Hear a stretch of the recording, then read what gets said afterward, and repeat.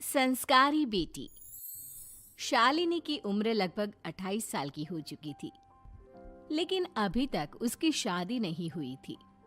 शालिनी के mummy papa सरला और महेश जी ने कभी उसकी शादी के लिए कुछ ज्यादा कोशिश भी नहीं की। शाली मन ही मन चाहती थी कि दूसरी सहेलियों की तरह उसका भी घर बस जाए, लेकिन वो अपने मम्मी पापा से ये बात कहती भी तो कैसे कहती। माँ जानती है, मेरी सहेली है ना शीतल, उसे बेटी हुई है, बड़ी प्यारी बच्ची है उसकी। अरे ये तो बहुत अच्छी बात है।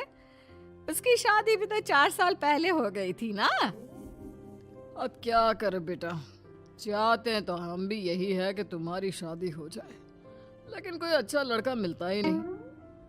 कोई बात नहीं मम्मी पापा, मैं जानती हूँ आप मेरे लिए बहुत अच्छा रिश्ता ढूंढना चाहते हैं, और अभी मेरी इतनी उम्र भी तो नहीं हुई है। अच्छा शालिनी बेटा, क्या है ना, मेरे पास नई साड़ी नहीं है और मुझे किटी पार्टी में जाना था, तो इस महीने तेरी तनख्वाह आ जाए तो एक नई साड़ी दिलवा देना बेटा। और बेटा मेरा मोबाइल भी थोड़ा पुराना हो गया है, 6 महीने से इसी को काम में ले रहा हूँ। एक नया मोबाइल ला देना बेटा। हाँ हाँ मम्मी पापा। और माँ, आप तनख्वाह की चिंता क्यों करती हैं? साड़ी तो मैं आपको कल ही दिलवा दूंगी। और रही बात आपकी मोबाइल की, तो मैं आज शाम को ही ऑफिस से लौटते वक्त ले आऊंगी। अरे भगवान सबको तुम्हारे जैसी बेटी दे, कितना ध्यान रखती है अपने मम्मी पापा का। पापा, आज आप दुकान नहीं जा रहे हैं क्या? वो क्या है ना बेटा, मेरे सर में जरा दर्द हो रहा है, इसलिए आज दुकान जाने का मन नहीं है। पापा दवाई ले लीजिए, और अगर हो सके तो चले जाइए। इस तरह दुकान बंद रहेगी तो ग्राहक आना बंद कर देंगे ना। अरे बेटा, तेरे पापा की अब उम्र हो चली है, और तू है ना हमारी कमाऊ बेटी, इतनी अच्छी नौकरी करती है, हमारा ख्याल रखती है, तेरे पापा को चिंता करने की क्या जरूरत भला है। ठीक है पापा, आप अपना ध्यान रखिए। मैं ऑफिस से लौटते वक्त आपका फ़ोन ले आऊंगी। और माँ, आपकी साड़ी हम कल लेकर आएंगी। शालिनी के जाने के बाद क्या करे, शालिनी के लिए सच में कोई लड़का ढूंढकर उसकी शादी करवानी है क्या? अरे पागल हो गई हो क्या? वो शादी करके इस घर से चली गई तो हमारे खाने के लिए पैसे कहाँ से आएंगे? जानती हूँ वैसे भी आपको ना दुकान पर जाने में, काम करने में आलस आता है, अच्छे से पहचानती हूँ आपको। हाँ तो क्या हुआ, बेटी नौकरी करती है, जब बच्चे माँ बाप की कमाई पर मजा कर सकते हैं, तो क्या माँ बाप बच्चों की कमाई पर थोड़े दिन चैन से जी नहीं सकते? अरे वो तो हम जी रहे हैं ना, देखा ना हमारी बेटी एक ही बार में हमें मोबाइल और साड़ी दिलाने के लिए कैसे फट से तैयार हो गई। एक दिन सरला की एक पड़ोसन अपने भतीजी का रिश्ता लेकर सरला के घर आती है। सरला बहन, ये मेरा भतीजा है प्रशांत, इसके लिए रिश्ता ढूंढ रही थी बहुत दिन से। अचानक से तुम्हारी बेटी का ख्याल आया। इतनी सुंदर और अच्छी नौकरी वाली लड़की है, मुझे तो बहुत पसंद है। अरे तुम्हारे पसंद करने से क्या होता है, मेरी बेटी को भी तो तुम्हारा भतीजा पसंद आना चाहिए ना। हाँ हाँ, ऐसे थोड़ी ना कि तुम्हें हमारी लड़की पसंद आ गई और हमने रिश्ता कर दिया। मेरा भतीजा बहुत बड़ी कंपनी में जॉब करता है।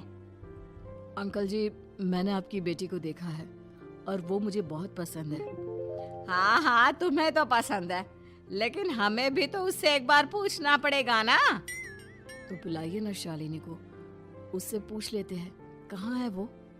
ऑफिस गई है और उसको आने में अभी देर लगेगी। लेकिन तभी शालिनी ऑफिस से आ गई। ये लीजिए, शालिनी भी आ गई। अब आमने सामने ही बात कर लेते हैं। आओ आओ शालिनी बेटा, इससे मिलो। मेरा भतीजा प्रशांत प्राइवेट कंपनी में अच्छी जॉब करता है। अब बेटा, तुम्हें ये लड़का पसंद है क्या? देखो बेटा, सोच समझ कर हाँ करना, तुम्हारे ऊपर कोई जबरदस्ती नहीं है।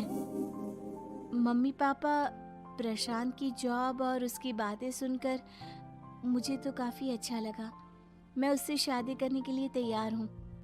ये लो, सारा मामला यहीं के यहीं निपट गया।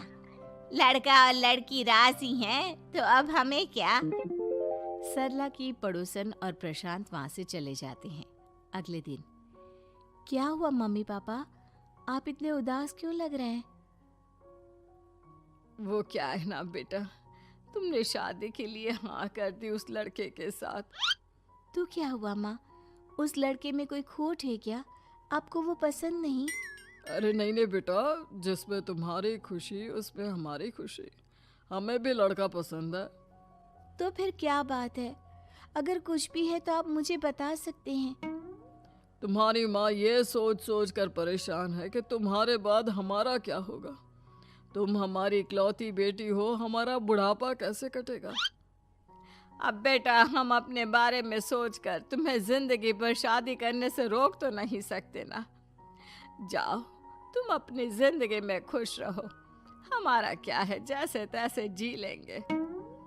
हाँ, बात तो सही है बेटा, कैसे भी करके मैं दुकान का काम कर लूंगा। तुम और प्रशांत शादी करके खुश रहो। अपने माँ बाप की बात सुनकर शालिनी काफी दुखी हो जाती है। उसे लगने लगता है कि वाकई में उसकी शादी हो जाने के बाद उसके माँ और बाप का ख्याल कौन रखेगा, और यही सोचकर वो एक दिन प्रशांत से मिलती है। देखो प्रशांत, तुम मुझे बहुत पसंद हो, लेकिन मैं चाहकर भी तुमसे शादी नहीं कर सकती। अरे क्या हुआ शालिनी, क्या तुम मेरी किसी बात से परेशान हो? नहीं नहीं प्रशांत, मैं अपने माँ बाप की इकलौती संतान हूँ। अगर मैं भी शादी करके घर से चली गई तो उनका ख्याल कौन रखेगा, उनका खर्चा कौन उठाएगा? तो क्या तुम सारी जिंदगी शादी नहीं करोगी? शायद नहीं प्रशांत, और अगर अपने माँ बाप के लिए ये भी करना पड़े तो इसमें गलत क्या है? प्रशांत ये सारी बात जाकर सरला के पड़ोसन यानी कि अपनी बुआ को बता देता है। ये सरला तो बड़ी चालाक निकली। प्रशांत, वो अपनी बेटी के साथ खेल खेल रही है। कैसा खेल? आप क्या कहना चाहती हैं? अरे शालिनी बहुत सीधी और संस्कारी लड़की है, लेकिन ये सरला और महेश एक नंबर के चालाक। बुआ जी, आपकी बात सही है, लेकिन अपनी बेटी के साथ भला कोई क्यों चालाकी करेगा? वो तो मैं तुझे कल बताऊंगी। तो कल सुबह मेरे साथ शालिनी के घर चलना।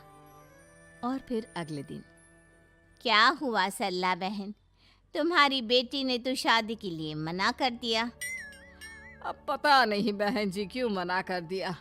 हम तो चाहते थे कि बेटी की शादी धूमधाम से करें। हमारी तो बहुत इच्छा थी कि शालिनी की शादी प्रशांत के साथ हो जाए, लेकिन अब क्या करें, वही नहीं चाहती। आंटी जी, शादी के बाद मुझे अपने माँ बाप की बहुत चिंता रहेगी। उनका ख्याल कौन रखेगा? और इसलिए मैं प्रशांत तो क्या, किसी से भी शादी नहीं करना चाहती।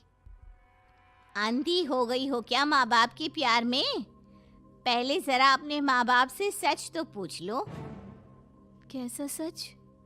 यही सच शालिनी, कि ये तुम्हारे सगे माँ बाप नहीं है और तुम इनके लिए सिर्फ पैसे कमाने का एक जरिया हो। अरे अरे, ये तुम क्या कह रही हो? सच ही तो कह रही हूँ भाई साहब। अब सीधे सीधे अपनी बेटी को अपनी सच्चाई बताओगे या फिर मैं कोई दूसरा तरीका निकालूं? हमें माफ कर दो शालिनी, वो क्या है ना, हमारी कोई औलाद नहीं थी और जब तुम छोटी थी तो हमने तुम्हें गोद ले लिया था। तो इस नाते तो मैं आपकी बेटी ही हुई ना। लेकिन तुम्हें गोद लेने का हमारा सिर्फ एक ही मकसद था कि बड़ी होकर तुम नौकरी करो और हमारे लिए पैसे कमाओ, क्योंकि तुम्हारे पापा को काम करने में बहुत आलस आता है। और ये सच है कि हम ही नहीं चाहते थे कि तुम्हारी कभी भी शादी हो। कोई बात नहीं मम्मी पापा, आपने मुझे गोद लिया, पाल पोस कर बड़ा किया। भले ही उसके पीछे आपका कोई भी इरादा सही, लेकिन मैं आपकी बेटी हूँ। शादी तो मैं प्रशांत के साथ कर लूँगी, लेकिन उसके बाद भी जिंदगी भर आप दोनों का ख्याल रखूंगी। शालिनी की बातें सुनकर सरला और महेश को अपनी गलती का एहसास होता है और वो उससे माफी मांगते हैं।